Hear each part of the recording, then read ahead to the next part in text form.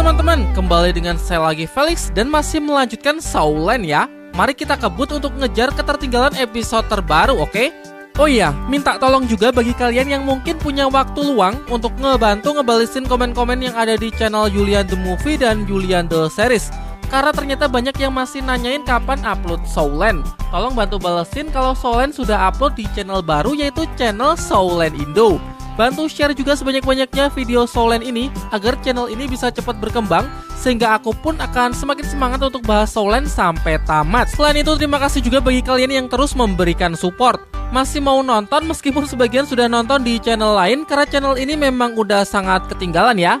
Oke, terima kasih dan baiklah, tanpa berlama-lama lagi, kalau kalian sudah siap, mari kita mulai.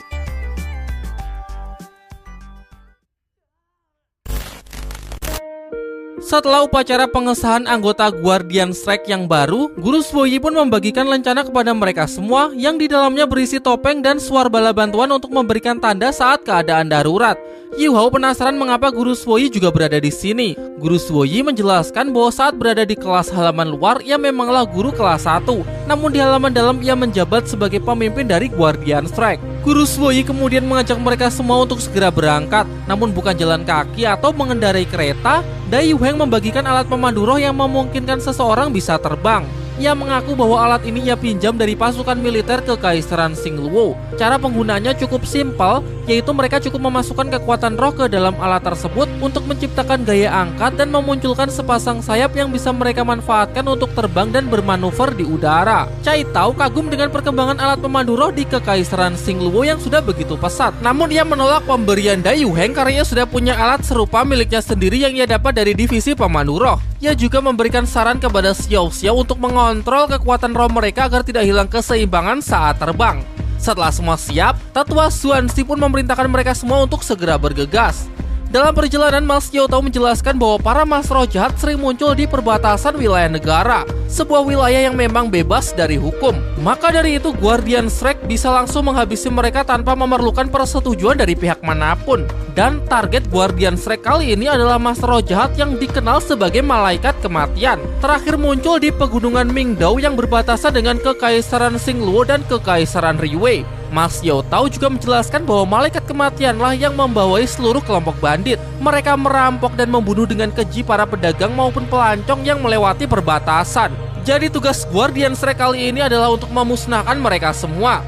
Pertanyaan bagus dari Xiao Xiao, apa yang dimaksud sebagai mas roh jahat? Mas Xiao Tao menjelaskan bahwa mas roh jahat mempunyai roh pelindung khusus. Sebenarnya pada dasarnya tidak ada roh pelindung baik ataupun roh pelindung jahat. Namun jika suatu roh pelindung dilatih dengan cara khusus, maka roh pelindung bisa menjadi sangat jahat. Cara kultivasi khusus contohnya seperti menyerap kekuatan dari mas roh lain atau menggunakan tumbal dari jiwa orang lain untuk meningkatkan kultivasi kekuatannya. Pokoknya cara-cara kultivasi menyimpang yang sudah jelas dilarang. Dai Yu Heng menyela dengan menjelaskan bahwa pada 600 tahun yang lalu ada mas roh yang mencoba cara kultivasi nyeleneh, yaitu dengan mengorbankan jiwa-jiwa bayi yang tidak berdosa. Hasilnya mas roh tersebut mampu menembus level 90 dalam waktu singkat, menjadi Feng Hou Dou Luo pada usia yang masih 20 tahun. Mengetahui hal itu, Guardian Strike diutus untuk memburunya dan setelah 5 tahun baru bisa melenyapkannya. Namun tidak sedikit anggota Guardians yang telah mati di tangannya. Mas roh jahat memanglah sekuat itu. Tetapi Dai Yu Heng meminta mereka untuk tidak perlu cemas karena pihak Kekaisaran Xingluo telah menempatkan ayahnya di pegunungan Mingdao yang pasti akan membantu misi mereka kali ini. Dai Yu Heng juga berpesan kepada Yu Hao agar tidak perlu sungkan jika ingin meminta bantuannya. Hitung-hitung juga sebagai permintaan maaf atas kesalahan yang selalu ditimbulkan oleh adiknya, yaitu Dai Huabin. Kini mereka telah sampai di wilayah pegunungan Mingdao. Xuanxi terlihat muntah-muntah karena sepertinya ia mabuk perjalanan udara. Kamp militer pasukan Kekaisaran Xingluo ada di depan. Sebentar lagi mereka akan menemui Adipati Dai Hao. Jadi tidak sopan rasanya jika Guru Swoyi tidak melepaskan penyamarannya. Ya, wanita parubaya ini bukanlah penampilan asli dari Guru Swoyi. Selama ini ia sengaja menyamar agar para murid-murid di kelasnya merasa takut dan lebih menaruh rasa hormat. Selain itu, gaya pengajarannya yang keras tidak cocok dengan penampilan aslinya, yaitu seorang wanita muda yang sangat cantik, yang seketika membuat Yu Hao dan kawan-kawan tidak bisa berkata apa-apa lagi. Mendekati gerbang masuk, para tentara langsung berkumpul dan menodongkan senjata untuk memperingatkan mereka. Namun para tentara yang sok keras langsung menunjukkan sikap ramah ketika melihat putra dari Adipati Dai Hao, yaitu Dai Yuheng, sehingga membiarkan mereka untuk masuk ke dalam camp. Dai Yuheng menjelaskan bahwa pasukan kerajaan Xingluo sebagian besar berada di wilayah barat dan utara perbatasan, dan yang sedang mereka datangi ini adalah camp militer pasukan barat yang terdiri dari 500.000 prajurit elit. Singkat cerita, mereka disambut langsung oleh Adipati Dai Hao. Dai Yuheng segera menyapa dan memberikan hormat kepada ayahnya tersebut. Berbeda dengan Yu Hao, karena yang berada di hadapannya saat ini adalah orang yang sangat ia benci. Sosok ayah yang tidak akan pernah ia akui karena telah membuat ibunya menderita. Namun di sini Dai Hao sama sekali tidak mengenali Yu Hao ya, karena kesibukannya di militer membuatnya tidak pernah pulang. Dai Yuheng dan Dai Huabin pun juga tidak tahu karena sedari kecil Yu Hao sudah diasingkan dari istana. Meskipun musuh sudah berada di depan mata, namun Yu Hao harus berusaha menahan diri karena dengan kemampuannya saat ini, mustahil ia bisa balas dendam. Bahkan ketika semuanya memberikan hormat, Yu Hao adalah satu-satunya yang tetap menatap Dai Hao dengan penuh kebencian. Singkat cerita, Guru Zuoyi meminta informasi mengenai malaikat kematian kepada Dai Hao karena memang itulah tujuan ia dan timnya datang ke tempat ini. Dai Hao menyampaikan bahwa malaikat kematian sangatlah kejam. Untuk detailnya, mereka bisa membicarakan masalah ini dengan pengawalnya. Dan yang pasti gerbang barat akan selalu terbuka untuk membantu mereka. Sambil menikmati hidangan, Dai Yuheng menjelaskan bahwa sudah berulang kali ayahnya mengutus pasukan untuk membereskan kelompok bandit malaikat kematian. Namun kelompok bandit ini sangat hebat dan juga licik. Semua pasukan yang dikirim ayahnya pulang tanpa membawa hasil dan justru mengalami kerugian yang sangat besar. Selain itu, lokasi dari para bandit berada di wilayah perbatasan dua negara yang sangat sensitif. Jika sembarangan mengirim pasukan ke wilayah tersebut, beberapa kerusakan tidak bisa dihindari dan dikhawatirkan akan memicu ketegangan hingga berakibat pada peperangan. Jelas ini bukanlah masalah yang sederhana. Maka dari itu, tim dari Akademi Shrek lebih cocok untuk menyelesaikan masalah bandit ini karena Akademi Shrek tidak terikat dengan kekaisaran manapun.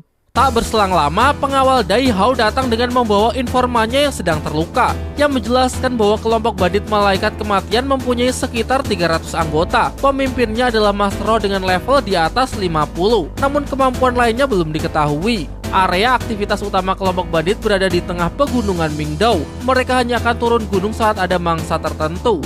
Cara kerja kelompok bandit ini sangatlah kejam. Dari sekian banyak pengintai yang ia kirim, hanya satu yang berhasil selamat. Namun berkat itu kini ia berhasil mendapatkan peta yang menunjukkan lokasi dari markas kelompok bandit tersebut. Sekarang situasinya sudah sangat mendesak. Dengan banyaknya pengintai yang mati, bisa jadi kelompok bandit sudah menyadari kalau mereka akan diburu. Jadi sebelum mereka pindah lokasi, akan lebih baik jika Guardian Shrek segera bertindak. Tidak perlu menunggu tetua Xuanxi karena beliau sudah punya rencana tersendiri. Singkat cerita, dengan mengikuti peta, Yu Hao dan kawan-kawan telah tiba di dalam hutan pegunungan Mingdao, lokasi yang bernama hutan kabut lebut. Dalam investigasinya, Yu Hao menemukan sebuah pohon tumbang yang sudah diambil bagian tengah batangnya. Guru Zuoyi menjelaskan bahwa jantung pohon kabut lembut bisa memperkuat dan menahan kekuatan roh pelindung beratribut Cold Extreme, juga dapat mempercepat proses kultivasinya. Kemungkinan kelompok banditlah pelakunya, mengingat jenis pohon ini sangatlah langka. Jika benar begitu, maka mereka kini sudah dekat dengan para bandit. Dan sebelum diserang, Guru Zuoyi mempunyai rencana untuk menyerang terlebih dahulu dengan mengikuti jejak dari para bandit yang tertinggal di dalam hutan. Guru Zuoyi meminta Yu Hao untuk menemaninya karena dalam situasi ini maka kemampuan deteksi mental miliknya sangatlah dibutuhkan. Mas Xiao Tao mengatur formasi tim. Guru Zuoyi, Yu Hao, Dai Yuheng dan Chen Zifeng serta dirinya akan berada di garis depan, sementara sisanya mengisi bagian tengah dengan memperhatikan master tipe pertahanan, tipe pengendali dan juga tipe pendukung. Lagi-lagi petunjuk berhasil ditemukan, yaitu sebuah pohon kabut lembut yang terlihat baru saja diambil jantungnya. Dapat dilihat dari getah pohonnya yang masih menetes. Guru Zuoyi pun segera meminta Yu Hao untuk menggunakan deteksi mentalnya dengan teliti. Jejak darah segar akhirnya berhasil diketemukan. Dengan mengikuti jejak darah tersebut, tibalah mereka di sebuah jalan yang sering dilalui oleh manusia. Para bandit sudah semakin dekat, sehingga Guru Zuoyi memerintahkan mereka semua untuk bersiap menghadapi pertempuran. Untuk lebih memastikan keberadaan musuh, Yu Hao kembali mengaktifkan deteksi mentalnya. Dari pengamatannya, terlihat jejak kaki yang menuju ke bawah lereng gunung sebelah kiri. Kemungkinan di sana ada semacam gua yang menjadi tempat persembunyian dari para bandit. Namun mereka harus tetap waspada dan memastikan bahwa kelompok bandit ini memang benar adalah kelompok bandit malaikat kematian. Setelah mengenakan topeng, semuanya pun bersiap untuk menyerang. Serangan akan dilancarkan oleh tim inti, sementara tim cadangan hanya sebagai pendukung dan tetap menjaga jarak aman. Tak butuh waktu lama, tim inti pun sudah terlihat memulai pertempuran. Guru Suoyi memerintahkan tim cadangan untuk segera menyusul, dan terkhusus Yu Hao harus segera mengaktifkan pembagian deteksi mental full power saat diperlukan. Melalui penglihatan Yu Hao, di dalam gua mereka dapat menyaksikan banyak mayat yang mati mengenaskan. Memasuki gua lebih dalam, semakin gelap dan terdapat banyak tengkorak manusia berserakan yang menambah suasana mencekam. Bahkan banyak mayat yang digantung terbalik di langit-langit gua yang semakin membuktikan bahwa kelompok bandit ini memang sangatlah kejam dalam menghabisi mangsanya.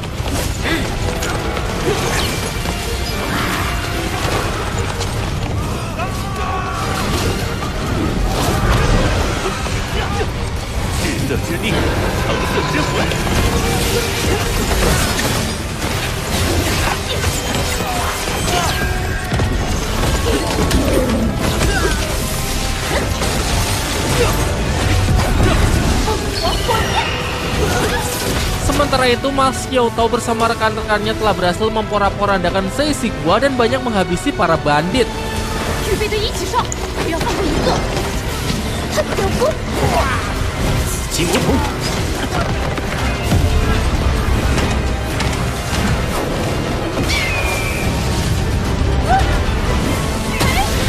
Setelah melalui pertempuran yang nampaknya tidak terlalu sulit, bahkan Guru Suoyi pun tidak turun tangan. Seluruh kelompok bandit pun berhasil dihabisi, termasuk pemimpin mereka yang berdasarkan informasi merupakan Mas Ro dengan 5 cincin. Namun hal ini justru aneh, karena bandit malaikat kematian seharusnya tidak bisa dilumpuhkan semudah ini. Dan benar saja, tak lama setelah itu, muncul bau yang sangat menyengat diikuti oleh asap hitam yang menghilangkan mayat dari para bandit yang sudah mereka kalahkan. Terdengar suara seorang pria misterius yang tidak senang dengan kedatangan orang-orang dari Akademi Shrek. Yu Hao berusaha mencari sumber suara, namun ia malah menemukan sejumlah peledak yang terpasang pada setiap mayat. Sadar bahwa ini adalah jebakan, mereka pun bergegas untuk segera pergi mencari tempat berlindung. Sayangnya sudah terlambat, ledakan terjadi begitu cepat, bahkan terdapat mayat hidup yang mencegah mereka untuk bisa melarikan diri. Senior Yao Hausman menjadi korban pertama dari ledakan tersebut, sementara yang lain tidak bisa membantu karena sibuk menyelamatkan dirinya masing-masing. Menggunakan kekuatan roh untuk bertahan pun juga percuma, karena ledakan tersebut mampu membakar teknik roh apapun. Diperlihatkan Yu Hao dan kawan-kawan berupaya keras untuk melarikan diri dengan puluhan mayat hidup yang membawa peledak yang mengejarnya. Saat melintasi jembatan, Ling Laotian nyaris tertangkap. Beruntung ternyata Yao Haosan masih mampu bertahan dan melindunginya dengan kekuatan roh pelindung kerah hijau raksasanya. Bahkan ia rela mengorbankan dirinya menerima setiap ledakan menggunakan tubuhnya demi memberikan jalan kepada teman-temannya agar bisa pergi dengan selamat. Semuanya hanya bisa menyaksikan aksi heroiknya tanpa bisa melakukan apa-apa, bahkan termasuk Guru Suoyi.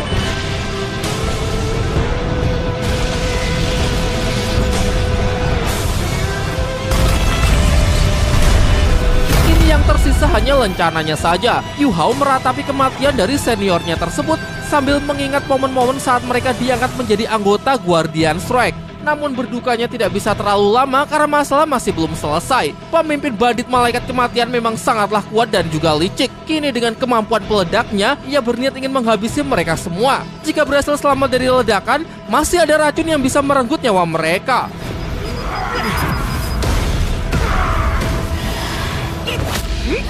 Meskipun terlambat, Tetua Xuanxi datang untuk membantu. Ia berhasil menangkap bandit tersebut, namun si bandit nampak tidak takut sedikit pun meski yang ia hadapi saat ini adalah seorang Feng Hou Douluo. Dari jarak yang sangat dekat, si bandit meledakkan banyak peledak, membuat Tetua Xuanxi sibuk untuk menahannya agar tidak mengenai rekan-rekannya. Kesempatan ini pun si bandit manfaatkan untuk mengincar mangsa yang lain, di mana kali ini ia menculik Yu Hao.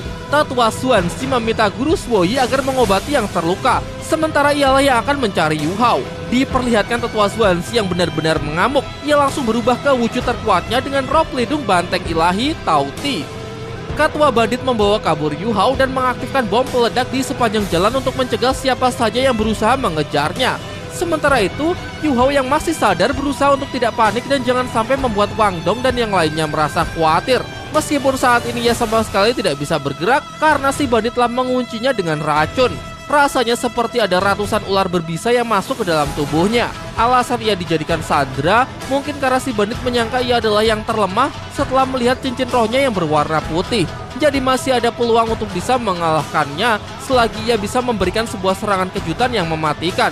Namun terlalu beresiko karena jika serangan Yu Hao sampai gagal membunuhnya, maka situasinya akan berbalik. Sementara itu di lautan roh, Tianmeng meminta Yuho agar tetap tenang karena ia bersama Bingbing masih memikirkan cara untuk keluar dari situasi ini. Untuk saat ini, Tianmeng masih belum bisa merasuki Yuhao, jadi ia meminta Bingbing untuk melakukannya. Namun hal ini cukup riskan karena kekuatan Bingbing yang terlalu kuat mungkin akan melukai jiwa Yuhao. Yuhao pun mengaku bahwa hal itu bukanlah jadi masalah karena yang terpenting adalah membunuh bandit ini demi membalaskan kematian dari rekannya. Bingbing kagum dengan keberanian Yuhao, akan tetapi sebelum ia sempat merasukinya, Yilai Kesi datang dan menawarkan dirinya untuk membantu.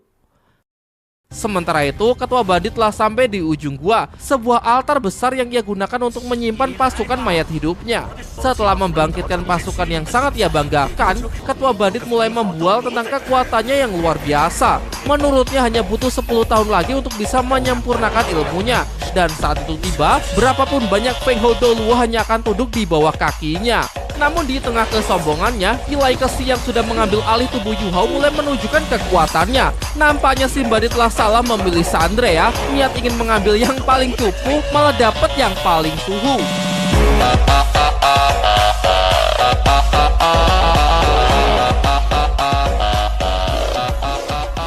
Tatapan penuh intimidasi dan aura kegelapan yang sangat pekat terlihat menyelimuti tubuh Yuhao. Si ketua bandit menyebut kalau kekuatan Yuhao ternyata juga berasal dari Master Roh Jahat sama seperti dirinya. Namun Yilai Kesi mengaku tidak paham apa yang dimaksud dengan Master Roh Jahat. Sebaliknya, Yilai Kesi justru menghina pengetahuan si bandit yang masih sangat dangkal mengenai teknik manipulasi mayat, ilmu yang disebut sebagai nekromansi. Menurutnya sebutan malaikat kematian terdengar terlalu berlebihan untuk makhluk lemah seperti ketua bandit. Yilai Kesi pun mulai menunjukkan perbedaan kekuatan di antara mereka. Aura dari kekuatannya bahkan sampai menggemparkan pegunungan Mingdou.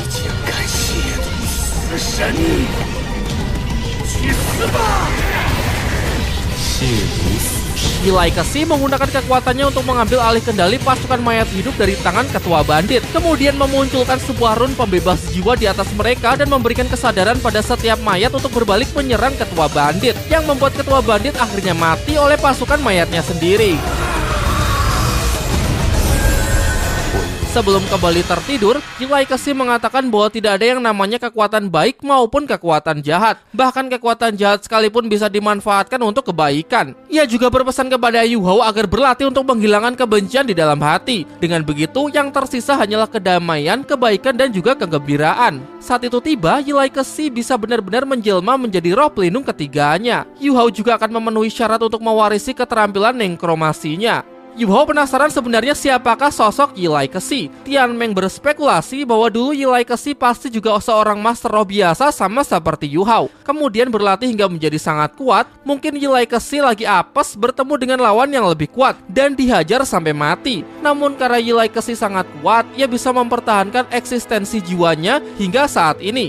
Bingbing pun juga sependapat. Ia dapat merasakan luka yang sangat berat pada jiwa Yilai Kesi. Setidaknya butuh waktu ratusan tahun untuk memulihkan diri dan bisa berdiri sendiri. Soal kemampuan tidak perlu diragukan lagi. Kemampuannya mirip dengan ketua bandit, namun Yilai Kesi berada pada tingkatan yang jauh lebih tinggi. Bingbing menyarankan agar kelak Yuhao bisa belajar darinya. Namun untuk saat ini, Yuhao hanya perlu berlatih dengan keras tanpa perlu memusingkan hal tersebut. Fokus untuk menjadi lebih kuat. Tetua Xuanzi datang menghampiri Yuhao. Namun lagi-lagi ia terlambat karena ketua bandit kini sudah berhasil dilenyapkan. Ia kemudian membawa Yuhao ke tempat teman-temannya dan menjelaskan bahwa ketua bandit telah menerima serangan balik dari kekuatan mental Yuhao. Pasukan mayatnya menjadi menggila dan berbalik menyerang tuannya sendiri. Guru Zhuoyi menjelaskan bahwa situasinya sangat memprihatinkan. Yao Haosuan gugur dalam pertempuran. Chen Zaifeng kehilangan lengan kirinya, kedua kaki Gong Yang Mo hancur dan telah kehilangan banyak darah. Xie hanya cedera ringan, namun tubuh mereka telah teracuni sehingga membutuhkan perawatan segera. Sementara Mas Xiao Tao dan sisanya tidak terkena racun namun mengalami luka dalam. Butuh setidaknya setengah bulan untuk beristirahat. Cai Tao menyampaikan analisisnya terhadap peledak yang digunakan oleh bandit malaikat maut. Terbuat dari asam kuat dan racun mematikan. Peledak pemandu roh elemental yang terbuat dari kombinasi racun dan biji roh pelindung. Pengerjaannya sangat rumit, bahkan divisi pemandu roh di Akademi Shrek pun pasti akan kesulitan untuk membuatnya. Dengan kata lain, ada pihak di balik semua ini yang mampu membuat peledak tersebut dan memproduksinya secara massal. Dan yang mampu melakukannya pasti mempunyai pengetahuan dan keterampilan tingkat tinggi di bidang alat pemandu roh. Siapa lagi kalau bukan Kekaisaran Riwei? Setidaknya saat ini mereka hanya bisa menduga-duga. Untuk lebih jelasnya akan didiskusikan kembali saat mereka kembali ke Akademi Shrek. Yang terpenting sekarang adalah membawa yang terluka agar segera mendapatkan perawatan. Terlebih lagi, nama-nama yang sudah didaftarkan dalam kompetisi benua sudah tidak bisa diubah lagi. Jadi hanya tim cadanganlah harapan Akademi Shrek. Reputasi Akademi Shrek bergantung pada Yu Hao dan kawan-kawan. Singkat cerita, semuanya telah kembali ke Akademi Shrek. Pada rapat Pavilion Dewa Laut, Tetua Xuanxi melimpahkan semua kesalahan kepada dirinya sendiri sehingga ia memutuskan untuk mundur dari jabatannya sebagai wakil tim Guardian dan keluar dari Pavilion Dewa Laut. Semuanya pun sangat terkejut karena tidak ada satupun dari mereka yang menginginkan Tetua Xuanxi untuk mundur. Mereka pikir siapapun pasti pernah melakukan kesalahan. Ada banyak faktor yang menjadi sebab dari tragedi ini. Jadi bukan sepenuhnya kesalahan dari Tetua Xuanxi. Wakil Dekan Yan Zhaoze menyadari kalau para bandit memang sangatlah licik, apalagi kelompok tersebut juga didukung dengan peralatan pemandu roh yang sangat kuat. Tetua Xuanxi sudah membulatkan keputusannya. Ia kemudian berpamitan undur diri dengan alasan ingin mengunjungi pihak keluarga Yao Haoshuan yang pasti sedang berduka. Namun sebelum beranjak pergi, Ketua Pavilion Dewa Laut yakni Tetua Muen memanggilnya. Secara resmi ia tidak menyetujui permohonan Tetua Xuanxi untuk mundur dari jabatannya. Ia memintanya untuk tetap mengemban tanggung jawab tersebut dan melatih lebih banyak lagi Guardian Shrek. Selain itu, ia juga memerintahkan Xianlin untuk mengatur program pertukaran siswa antara Akademi Shrek dengan akademi di Kekaisaran Riwei. Para murid Akademi Shrek yang dikirim ke sana pasti akan mendapatkan banyak pengalaman. Setidaknya biar mereka tahu seperti apa kehebatan dari Akademi Alat Pemandu Roh tercanggih di benua. Di sini Tetua Muen berencana untuk melakukan perubahan besar-besaran terhadap Akademi Shrek, di mana dalam 5 tahun ke depan divisi roh pelindung dan divisi alat pemandu roh harus digabungkan. Dekan Yan Zhaoze protes karena hal ini terlalu terburu-buru. Apalagi menurutnya seorang master roh di level 40 ke atas masih lebih unggul jika dibandingkan dengan master alat pemandu roh di level yang sama. Ia mengakui kalau alat pemandu roh memang telah berkembang pesat, namun baginya hal itu tidaklah lebih penting dari mengembangkan kekuatan roh pelindung diri sendiri. Tetua Muen kemudian menjelaskan kekhawatirannya mengenai ketertinggalan Akademi Shrek di bidang alat pemandu roh. Belum lama ini, ia secara pribadi datang mengunjungi Kekaisaran Riwei untuk melihat secara langsung seberapa cepat perkembangan alat pemandu roh di sana. Dan ia melihat banyak hal yang sangat mengejutkan. Teknologi alat pemandu roh milik Kekaisaran Riwei telah jauh melampaui imajinasinya. Ia bahkan melihat alat pemandu roh super besar yang dikendalikan oleh banyak orang. Sesuatu yang mengancam hidupnya. Padahal Tetua Muen adalah seorang limit Doulubo level 99, namun tetap saja merasa terancam dengan keberadaan alat pemandu roh milik Kekaisaran Riwei tersebut. Fakta ini benar-benar menampar Dekan Yan Zhaoze yang selalu meremehkan kemampuan alat pemandu roh. Ketegangan antar wilayah negara semakin hari semakin mengkhawatirkan. Peperangan bisa meletus kapanpun dan alat pemandu roh bisa saja menjadi ancaman terbesar untuk Akademi Shrek. Di tempat lain, memperlihatkan perjalanan Yu Hao dan kawan-kawan yang telah tiba di Kekaisaran Xingluo untuk mengikuti turnamen. Memasuki ibu kota, suasana sangat ramai karena banyak orang yang datang dan ingin menonton pertandingan. Setibanya di hotel, Guru Suoyi mengadakan rapat untuk mendiskusikan mengenai jadwal, peraturan, sistem, serta strategi tim Akademi Shrek dalam mengikuti turnamen kali ini. Kompetisi akan mulai diselenggarakan pada besok pagi. Sistem pertandingan adalah pertarungan tim yang melibatkan 7 lawan 7. Babak pertama penyisihan adalah sistem gugur di mana yang kalah akan langsung tersingkir. Untuk peraturan di babak berikutnya akan ia jelaskan setelah mereka berhasil lolos di babak pertama. Selain itu, pihak Akademi Shrek masih menyiapkan tim bala bantuan sebagai pelengkap menggantikan anggota inti yang tidak hadir. Namun perlu waktu sehingga mau tidak mau babak penyisihan ini hanya bisa mengandalkan kemampuan dari tim cadangan. Cukup beresiko sebenarnya karena tim bentukan Akademi Shrek yang awalnya cuma dipersiapkan sebagai tim cadangan, kini siap tidak siap harus menjadi tim inti. Guru Suoyi pun berusaha memotivasi mereka bahwa tidak ada yang perlu dikhawatirkan. Meskipun cuma tim cadangan, mereka tetaplah murid pilihan yang mempunyai kemampuan di atas rata-rata dan sudah diakui. Selain itu, sejauh ia melihat kompetisi ini, jarang ada peserta yang punya 4 cincin roh. Jadi kemungkinan besar lawan mereka hanya para master roh pemula yang lebih lemah dari mereka. Setelah kepercayaan diri Yu Hao dan yang lainnya meningkat, Guru Suoyi pun meminta mereka untuk kembali ke kamarnya masing-masing. Sementara 3 anggota tim inti yaitu Ma Xiaotao, Dai Yuheng, dan Ling Laochen tetap tinggal karena ada beberapa hal yang ingin ia sampaikan. Dai Yuheng sadar bahwa kata-kata Guru Suoyi sebelumnya hanya untuk menghibur para tim cadangan. Sedikit memotivasi tapi tidak akan berguna dalam pertempuran besok. Dari sini terungkap bahwa ketiganya masih belum sepenuhnya pulih dari luka pasca misi pemusnahan bandit sebelumnya. Ling Laochen butuh 10 hari lagi, Ma Xiaotao 15 hari, sementara Dai Yuheng butuh 17 hari lagi. Namun Guru Suoyi meminta ketiganya untuk tetap merahasiakan hal ini. Pada keesokan harinya, di area turnamen terlihat sangat meriah. Sudah ramai dihadiri oleh banyak orang dari berbagai wilayah. Sebagai tuan rumah, Kaisar Xingluo menyampaikan sambutannya, berbicara mengenai pentingnya serta tujuan dari diadakannya kompetisi ini. Ia juga menyambut perwakilan peserta dari berbagai akademi, termasuk Akademi Shrek yang sudah datang dari tempat yang sangat jauh. Setelah Kaisar Xingluo menyatakan kompetisi resmi dimulai, arena tiba-tiba menutup dan muncul seorang wanita yang akan menjadi host dan juri dari kompetisi kali ini yang diikuti oleh 133 akademi di seluruh benua. Ia kemudian menjelaskan bahwa kompetisi terdiri dari 3 babak, yaitu babak penyisian dengan pertarungan 7 lawan 7, babak kedua dengan pertarungan 1 lawan 1 antar anggota tim secara bergantian, dan babak terakhir adalah babak final yang akan mempertemukan 2 tim terkuat.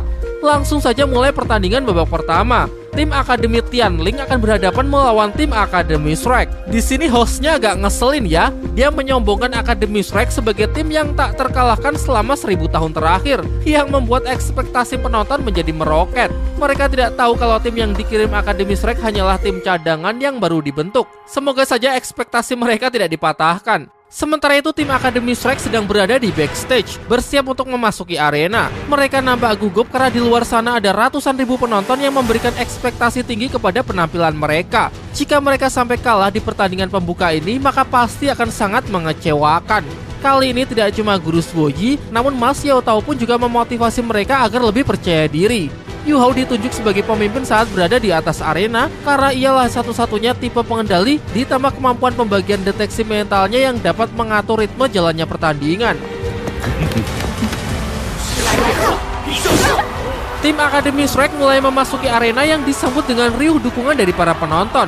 Sayangnya Kaisar Xingluo menyadari kalau Akademi Shrek sengaja tidak mengirim tim utama. Bahkan putra dari Adipati Dai Hao pun juga tidak diikutsertakan. Banyak juga akademi lain yang menyorotinya, termasuk Akademi Riwei. Mereka menganggap kalau tim ini masih terlalu muda dan terlihat lemah, yang membuat ekspektasi mereka pun mulai menurun. Selain itu, mereka juga menganggap jika Akademi Shrek terlalu meremehkan kompetisi ini dengan hanya mengirimkan tim cadangan. Bagaimanapun juga ini adalah babak eliminasi, jadi jika gagal di pertandingan ini, maka tidak akan bisa lanjut ke babak selanjutnya. Kembali ke arena, kedua tim sudah bersiap di posisi mereka masing-masing dan begitu mendapatkan aba-aba, pertarungan pun resmi dimulai. Kaisar Xingluo mengamati strategi dari masing-masing tim. Akademi Tianling menggunakan formasi klasik 3-2-1-1. 2 penyerang depan, 1 di tengah pertahanan, dan 2 sebagai penyerang agresif kiri dan kanan, serta 1 tipe support di paling belakang. Meskipun klasik, tapi formasi ini sudah terbukti cukup solid.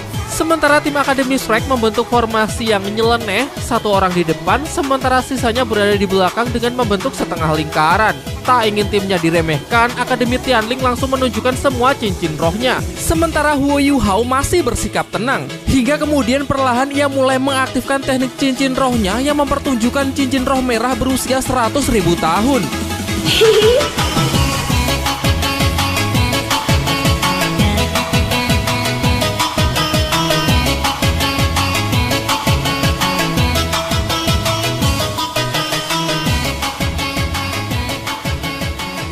Tim Akademi Tianling menjadi ketar-ketir karena siapa sangka akan ada peserta sekuat ini. Terlebih lagi usianya masih sangat muda. Tidak cuma 1 atau 2, melainkan 6 cincin roh merah sekaligus. Meskipun kita sama-sama tahu ya bahwa ini hanyalah tipuan Yu Hao yang menggunakan teknik ilusinya.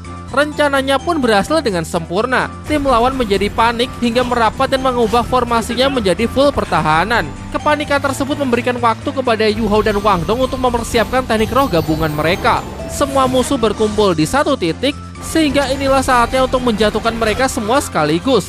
Hanya perlu sekali serang. Pertandingan pertama pun berakhir singkat dengan kemenangan tim monster Akademi Shrek. Mungkin ini adalah rekor baru ya, pertandingan tercepat dalam sejarah kompetisi pertarungan Master Roh benua.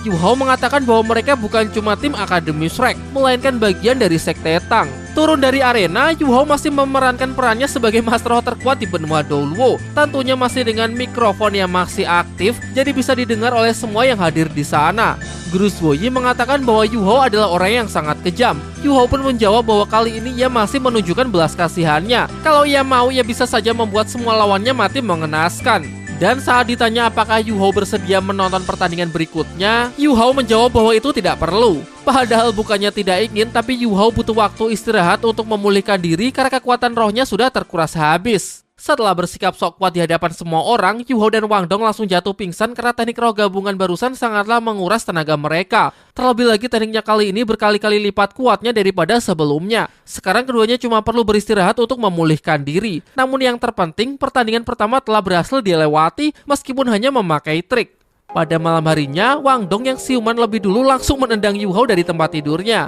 Namun mereka menjadi sangat senang saat ingat bahwa mereka telah berhasil memenangkan pertandingan di babak pertama. Babak penyisian sudah terlewati. Selanjutnya mereka hanya perlu berusaha sekuat tenaga di babak kedua pada setiap putaran kompetisi, sambil menunggu senior Mas Xiao Tao dan yang lainnya pulih dan bisa kembali bergabung ke tim inti.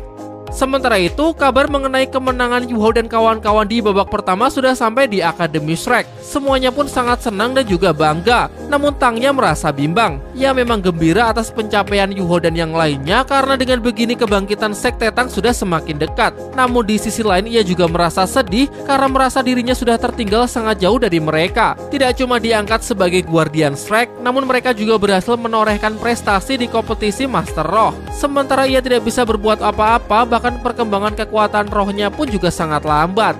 Kembali ke tempat Yu Hao, di mana Guru Zhuoyi menjelaskan sistem pertandingan di babak kedua. Dalam babak kali ini terdapat 3 metode yang akan dipilih lewat undian. Metode pertama adalah pertarungan 7 lawan 7, persis seperti yang ada di babak penyisihan. Metode kedua adalah pertarungan 1 lawan 1. Setiap tim akan menunjuk perwakilannya untuk bertarung 1 lawan 1 dengan tim lawan. Perwakilan yang kalah akan digantikan oleh perwakilan berikutnya, begitu terus sampai salah satu tim kehabisan anggota, dan tim yang mampu bertahan akan menjadi pemenangnya. Adapun metode ketiga adalah pertarungan 2-2-3, yaitu pertarungan 1 kali 2 lawan 2 dan 1 kali 3 lawan 3. Untuk bisa menyusun strategi yang sesuai, Guru Zhuoyi perlu mengetahui kemampuan setiap anggota timnya. Pertama, Jiang Nanan, pemilik roh pelindung kelinci bertulang lunak. Secara kemampuan mirip dengan Xiao Wu, salah satu anggota Monster Shrek generasi pertama. Perbedaannya terletak pada gaya bertarung. Xiao Wu lebih mengandalkan serangan-serangan yang kuat, sementara Jiang Nanan lebih mengandalkan agresivitas dan kecepatan. Selanjutnya Susan Si. Ia adalah Master Roh tipe pertahanan dengan 4 cincin roh. 3 teknik roh pertamanya adalah spesialis pertahanan, sementara teknik roh keempatnya sangatlah istimewa. Namun sayangnya tidak disebutkan secara langsung ya, kita akan melihatnya nanti saat di arena. Selanjutnya Cai Tao. Dia bukan cuma master alat pemandu roh yang terampil, tetapi juga seorang master roh pendukung tipe makanan berbentuk 4 lollipop yang masing-masing merepresentasikan keempat teknik cincin rohnya. Lollipop pertama dapat meningkatkan kekuatan mental sebesar 10%. Lollipop kedua meningkatkan kekuatan fisik, lollipop ketiga meningkatkan pertahanan, dan lollipop keempat dapat memperkuat teknik roh hingga 10%. Dan peningkatan 10% tersebut adalah angka yang cukup besar bagi master roh tipe pendukung. Mungkin secara kekuatan, roh pelindung cahaya Kibou masih lebih unggul. Namun roh pelindung tersebut mempunyai kelemahan di konsumsi energi roh yang sangat besar dan terus menerus. Sementara roh pelindung Cai Tao lebih hemat karena hanya berkurang saat membuat lollipop. Sekarang saatnya membahas secara sistem pertandingan. Terdapat 67 tim yang masuk ke babak kedua yang kemudian dibagi lagi menjadi 8 grup. Kebetulan Akademi Shrek berada di grup yang terdiri dari 8 tim. Jadi Akademi Shrek akan menghadapi 7 tim dalam 7 putaran. Luka Ling Laochen akan pulih sepenuhnya beberapa hari lagi, mungkin baru bisa bergabung pada putaran keempat. Sementara Mas Xiao Tao dan Dai Yuheng akan bisa mulai ikut berpartisipasi di putaran keenam. Untuk putaran pertama, usahakan Yu Hao dan Wang Dong tidak ikut bertarung karena kemampuan mereka sudah terungkap di babak sebelumnya. Tentu tipuan yang sama tidak akan berhasil. Lawan tim Akademi Shrek kali ini adalah tim dari Akademi Yunlo, sebuah akademi di Kekaisaran Xingluo yang berfokus pada kemampuan alat pemandu roh. Yu Hao dan kawan-kawan harus waspada karena ia dengar alat pemandu roh di Kekaisaran Xingluo telah berkembang pesat. Setelah selesai berdiskusi, di luar Yu Hao sudah ditunggu oleh orang dari Kekaisaran Riwei yang bernama Xiao Hongchen. Di sini ia hanya meminta Yu Hao agar mengingat namanya. Wang Dong sebenarnya ingin menghajar orang songong tersebut, namun Yu Hao menghalanginya. Ia sudah mengeceknya dengan deteksi mental, di mana orang tersebut adalah Master Roh di atas level 50, sehingga Wang Dong bukanlah tandingannya. Kembali ke kompetisi, pertandingan antara tim Akademi Strike melawan tim Akademi Yunlou akan segera dimulai. Kedua kapten sama-sama maju untuk mengundi metode pertandingan apa yang akan mereka laksanakan. Dan setelah diundi, ternyata yang muncul adalah pertarungan 1 lawan 1. Jelas semua penonton berharap Yu Hao yang maju, namun Guru Suoyi justru meminta Su Sanxi sebagai perwakilan pertama dari Akademi Strike. Sementara tim Akademi Yunluo diwakili oleh anak berbadan subur bernama Mang Jingjun. Pertandingan pun dimulai. Su Sanxi langsung menunjukkan keempat cincin rohnya. Hal ini jelas membuat penonton kecewa karena sebelumnya saja ada anggota timnya yang punya cincin merah 6 biji. Tanpa memperdulikan hal itu, Su Sanxi maju ke arah lawannya. Namun ia melewatinya begitu saja dan justru berlari ke arah luar arena.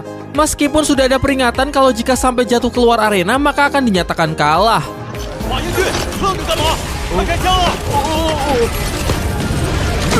Tetapi ternyata Su Sanxi memakai trik licik. Saat sebelum menjatuhkan diri, ia merilis teknik roh keempat, yaitu teknik tubuh pengganti. Teknik ini memungkinkan ia membuka portal untuk bisa bertukar posisi dengan objek yang ia kehendaki dalam jarak tertentu.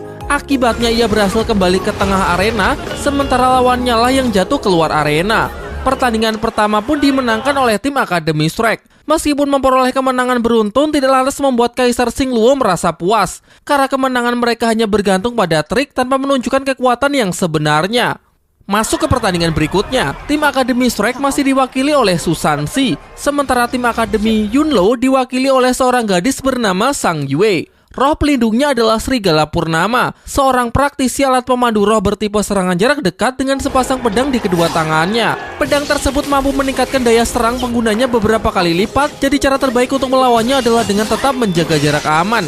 Su Sanxi berusaha menahan setiap serangan lawannya yang datang bertubi-tubi. Memang pantas ia dijuluki sebagai salah satu master roh pertahanan terbaik di Akademi Strike. Terlihat ia mampu memblokir setiap serangan pedang Sang Yue dengan pertahanan melingkar tanpa celah sedikit pun, memaksa gadis tersebut untuk mengerahkan seluruh kekuatannya demi untuk menghancurkan kubah pelindung tersebut. Su Sanxi pun terlihat kewalahan hingga terdorong ke tepi arena, namun di timing yang tepat ia mampu menghindar dan membiarkan lawannya jatuh keluar arena. Sekali lagi, tim Akademi Strike berhasil memenangkan pertarungan.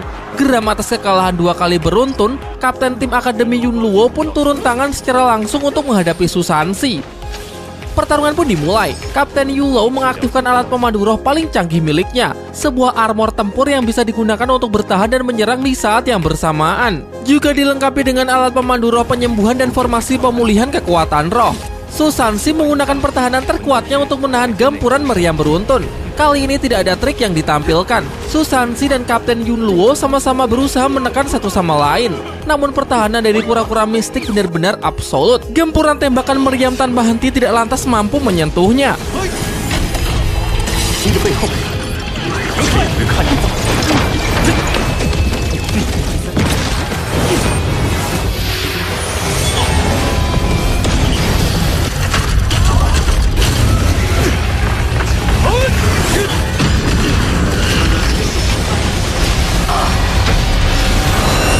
Tanpa trik, Su Sanxi menyerang lawannya sekuat tenaga, menghancurkan seluruh peralatan rohnya, dan melemparnya keluar arena. Dengan jatuhnya kapten mereka, maka tidak ada lagi harapan untuk menang. Tim Akademi Yunluo menyerah sehingga kemenangan bagi tim Akademi Strike dengan menyapu bersih 7 poin. Setelah pertarungan berakhir, Guru Suoyi meminta mereka untuk kembali ke hotel dan beristirahat, terutama Yu Hao dan Wang Dong yang harus tetap menjaga kemisteriusan mereka berdua agar tidak terbaca oleh tim lawan. Di sisi lain, tim Akademi Riyue tidak begitu terkejut dengan kemenangan tim Akademi Strike. Xiao Hongchen bahkan meragukan keaslian dari 6 cincin roh merah yang ditunjukkan Yu Hao sebelumnya.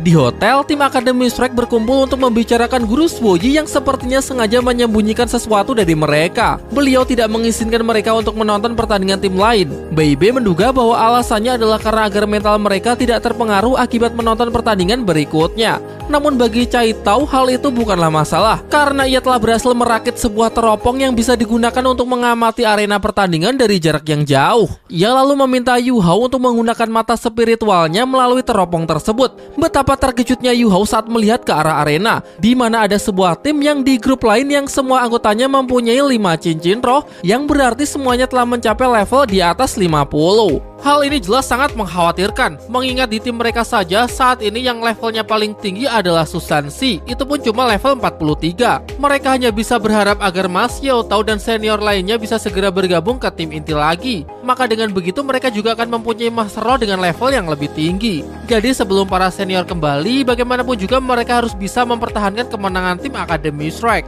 BB mengaku bahwa ia dan Susansi masih menyimpan teknik rahasia. Julukan mereka sebagai bintang kembar halaman luar bukan cuma sekedar bualan semata. Bahkan jika keduanya benar-benar bertarung bersama, berhadapan melawan Mas Roh dengan 7 cincin pun bukanlah hal yang mustahil.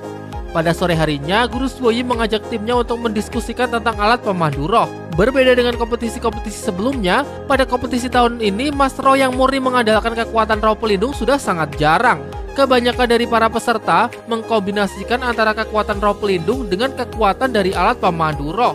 Ada yang berpikir bahwa alat pemandu roh hanyalah benda asing, di mana seharusnya Mas Roh sejati hanya boleh mengandalkan kemampuan roh pelindungnya sendiri. Namun itu adalah pemikiran yang sudah ketinggalan zaman yang justru menghambat kemajuan. Faktanya alat pemandu roh bisa sangat membantu, khususnya di situasi-situasi darurat untuk menutupi kelemahan dari seorang Master Roh. Berkaca pada tragedi sebelumnya, seandainya saja pada misi perburuan bandit di pegunungan Mingdao, Guardian Strike dibekali dengan alat pemandu roh yang mumpuni, maka tidak akan ada korban jiwa. Alat peledak yang digunakan oleh bandit malaikat mampu ditahan dengan mudah menggunakan armor khusus dari alat pemandu roh. Jika begitu, maka senior Yaohausen tidak akan gugur. Kultivasi bagi Master Roh memanglah sangat penting, namun jika disertai dengan keterampilan dalam menggunakan alat pemandu roh, maka akan menjadi combo maut. Saat ini, alat pemandu roh sudah berkembang pesat dan tidak bisa lagi dianggap remeh. Bahkan Feng Hou Douluo seperti tetua Zuanzi sekalipun tidak akan pernah berani menyombongkan diri di hadapan Master Roh pemandu roh tingkat 9 di Kekaisaran Riwei. Terlebih lagi, masih ada Master pemandu roh tingkat 10 yang legendaris, di mana kemampuannya sudah berada di luar imajinasi mereka.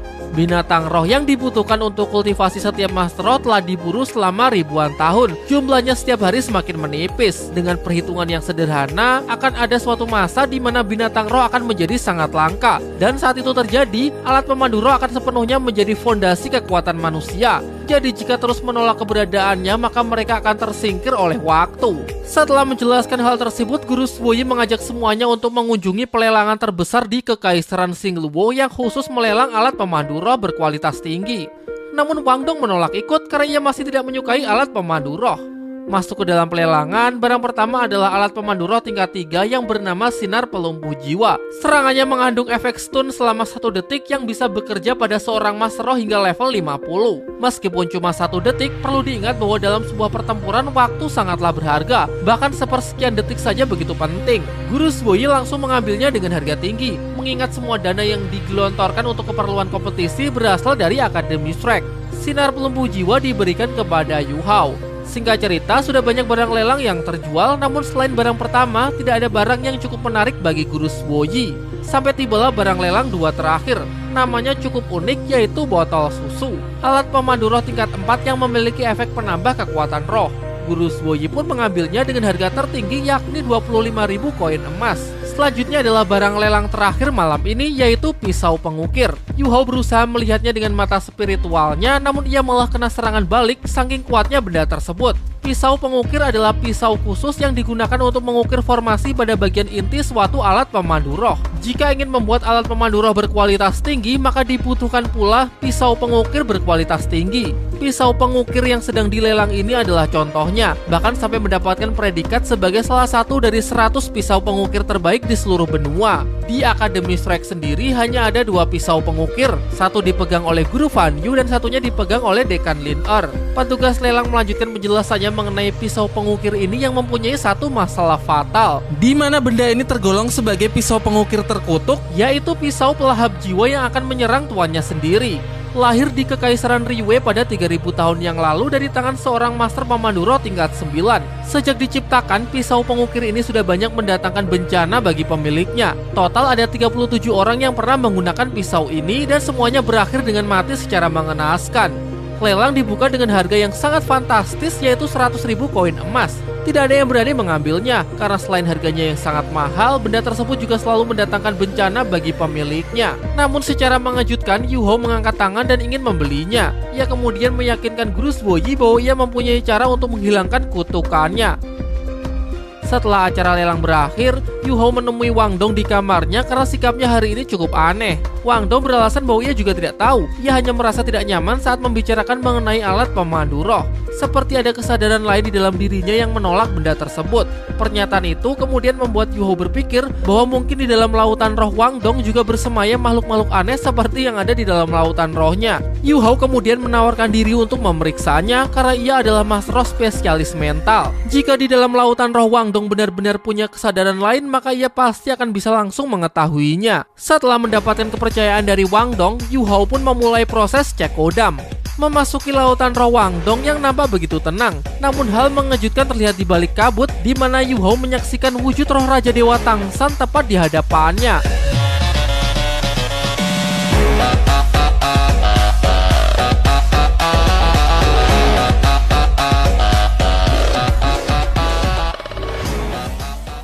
Tianmeng memerintahkan Yu Hao agar segera lari, namun terlambat karena gulungan ombak dengan cepat langsung menyapu Yu Hao.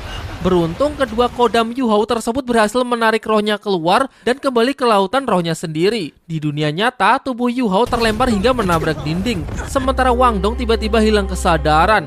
Mungkin di dalam diri Wang Dong telah dipasang semacam segel pertahanan yang akan otomatis aktif saat berada di dalam bahaya. Dan segel tersebut kini menjadi aktif setelah menganggap Yu Hao sebagai ancaman karena sudah menerobos lautan rohnya.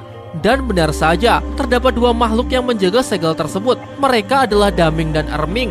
Daming mencoba menenangkan Erming, menjelaskan bahwa ini bukanlah situasi darurat. Bahkan Raja Dewa Tangsan sendiri pasti sekarang juga sedang mengawasinya. Namun Erming masih saja khawatir. Ia menyarankan agar sekte bisa segera mengirim pengawal lebih banyak lagi untuk melindungi Wang Dong, sekte rahasia yang sudah dijaga selama ribuan tahun.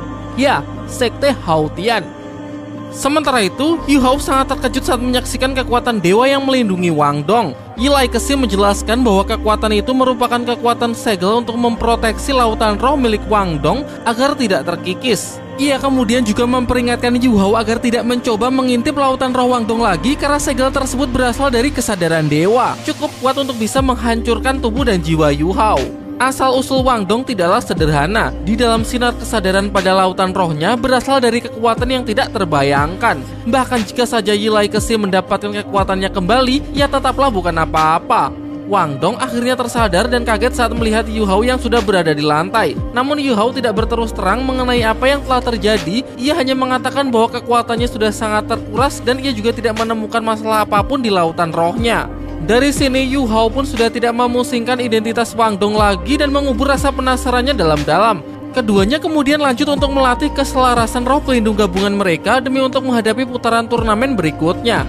Di tempat lain, Master Kekaisaran Riwei tengah memotivasi para muridnya yang mengikuti turnamen. Ia mengatakan bahwa tahun ini adalah tahun terkuat dalam sejarah Kekaisaran Riwei selama 4000 tahun terakhir. Mereka tidak terkalahkan, namun mereka mempunyai lawan terbesar yaitu Akademi Strike. Sang Master mendapatkan informasi bahwa dalam turnamen kali ini Akademi Strike hanya membawa 3 anggota tim inti, sementara 7 lainnya hanyalah tim cadangan. Ia menganggap bahwa ini adalah sebuah penghinaan.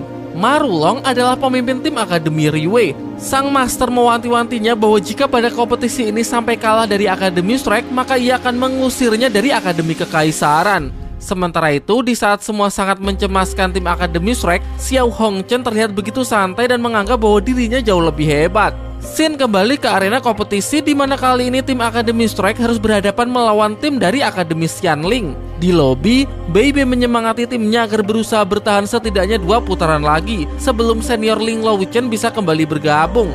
Dalam scene flashback, Guru Suoyi menjelaskan bahwa Akademi Xianling berada di peringkat 3 teratas di Kekaisaran Dowling. Tim yang sangat kuat, di mana 3 anggotanya telah mempunyai 5 cincin roh dengan level di atas 50. Ia menyaksikan pada babak penyisihan tim ini menunjukkan kemampuan Master Roh murni yang sangat luar biasa. Ketua timnya bernama Sinche, mempunyai cincin roh 2 kuning dan 3 ungu. Roh pelindungnya adalah tombak 1000 serangan. Meskipun tidak termasuk ke dalam jajaran roh pelindung spesial, namun tetap saja tipenya adalah penyerang yang sangat kuat. Selain itu, tim Akademi Xianling juga mempunyai 2 master roh tipe pengendali, bernama An Ling Ye dengan atribut es dan Fei Yusu dengan atribut api. Keduanya dijuluki sebagai pengendali es dan api. Sementara itu, di halaman dalam Akademi Shrek, seorang guru menyampaikan pesan kepada tetua Muen bahwa saat ini pada kompetisi Master Roh, tim Akademi Shrek berada satu grup dengan tim yang punya 5 cincin roh. Ia khawatir tim cadangan ini akan tersingkir jika tidak segera mengirimkan bantuan. Namun, tetua Muen sama sekali tidak mencemaskan hal itu. Ia tidak peduli mau jadi juara atau tidak. Baginya yang terpenting adalah memberikan pengalaman dan pembelajaran untuk mereka, karena ia percaya bahwa Yu Hao dan kawan-kawannya akan menjadi fondasi dari Akademi Shrek untuk ribuan tahun ke depan. Shin kemudian kembali ke arena kompetisi, di mana kedua ketua tim sama-sama maju untuk mengundi metode pertandingan apa yang akan mereka laksanakan. Dan setelah diundi, ternyata terpilihlah metode pertarungan tim 7 lawan 7. Kedua tim sudah bersiap di atas arena dengan formasinya masing-masing. Dengan penuh percaya diri, Xinche, ketua tim Akademi Xianling, berniat untuk memperlihatkan teknik serangan terkuatnya. Di sisi lain, Bebe memerintahkan seluruh anggota timnya untuk menunjukkan cincin roh mereka. Sontak hal ini cukup menggemparkan, karena kali ini tidak cuma Yu Hao, melainkan Wang Dong dan Xiao Xiao juga mempunyai 6 cincin roh. Xiao Hongchen nampaknya mulai memahami trik yang digunakan oleh tim Akademi Shrek.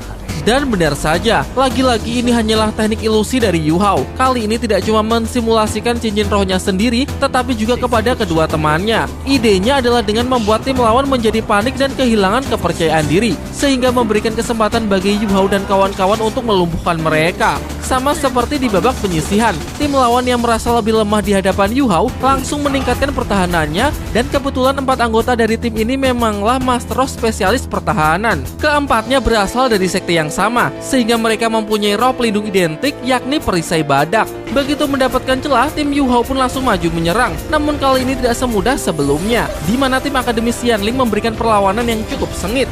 Perisai badak adalah salah satu atribut pertahanan terkuat, jadi ini adalah kabar buruk bagi para monster Shrek yang kalah dari segi level kekuatan roh.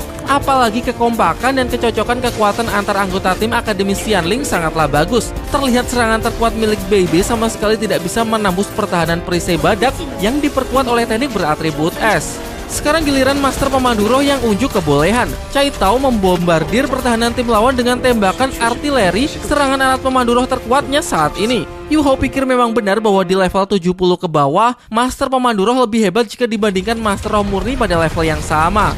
Setelah pertahanan melemah, Yang Nanan maju mengandalkan kecepatannya untuk menjatuhkan satu persatu pilar pertahanan di tim lawan.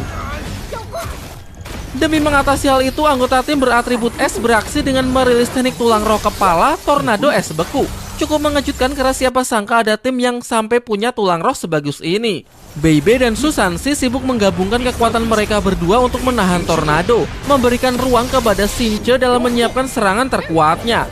Tombak 1000 serangan yang masih diperkuat oleh atribut api, memiliki daya hancur yang setara dengan teknik Master Roh 6 cincin.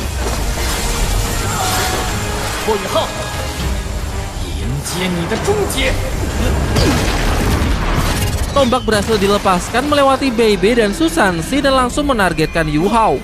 Susansi bertindak cepat merilis teknik pertukaran tubuh dengan Yu Hao. Alhasil ia dibantu oleh Xiao Xiao berusaha menahan serangan maut tersebut dan berhasil menghentikannya. Namun posisi Yu Hao juga masih belum aman. Pertahanannya yang sangat terbuka langsung dimanfaatkan oleh An Lingye untuk langsung menyapunya dengan tornado es. Namun menyerang Yu Hao dengan kekuatan beratribut es adalah kesalahan fatal, karena roh pelindung es apapun akan tunduk di bawah kekuatan domain es ekstrim permaisuri kalajengking giok es miliknya. Seluruh anggota timnya membeku, memaksa ketua tim Akademi Xianling untuk mengakui kekalahannya. Sehingga dengan ini tim Akademi Shrek lagi-lagi keluar sebagai pemenangnya. Dengan hasil ini membuat Akademi Riwe semakin ketar-ketir. Mereka yang sebelumnya sempat meragukan keaslian dari kekuatan Yu Hao kini mulai mempercayainya bahwa Wu Yu Hao memanglah Master Roh yang levelnya jauh di atas mereka.